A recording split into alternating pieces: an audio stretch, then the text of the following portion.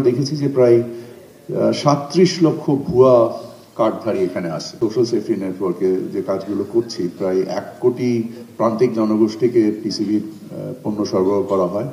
এটাকে যখন ডিজিটাইজ করেছি আমরা, তখন ব্যাংকগুলো কি পরিমাণ প্রফিট করেছে, কোনো ক্রেডিট গ্রোথ নাই। আমরা বলছি যে ব্যবসার কনফিডেন্স খুব খারাপ। এই ধরনের প্রফিট এই ব্যাংকগুলো কিভাবে করে? It's immoral.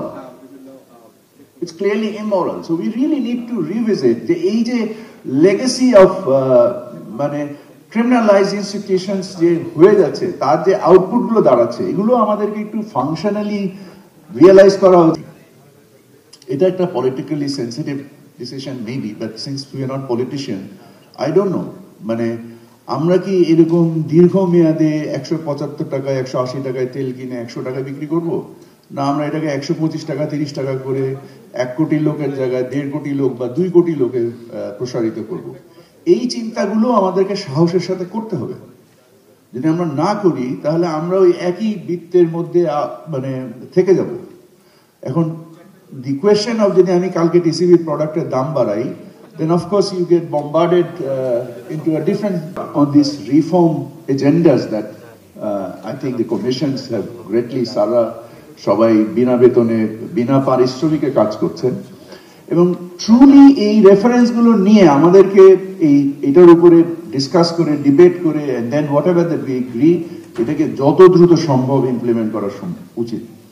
আমি মনে করি যে আইডিয়া আমাদের যে ইনইকুয়ালিটি বিল্ড করেছে সমাজে, যে বৈষম্য তৈরি হয়েছিল, যার কারণে এই বৈষম্য বিরোধী আন্দোলন হয়েছে, বহু লোক প্রাণ দিয়েছে, আহত হয়েছে। যারা প্রাণ দিয়েছে তাদের সর্বোচ্চ সবই দিয়ে দিয়েছে, আর কিছু দেওয়ার নেই। So the responsibility and the onus is on us now to appropriately contextualize, এবং এই সমাজের বৈষম্যগুলো আমাদেরকে নীতির মাধ্যমে দূর করতে হবে।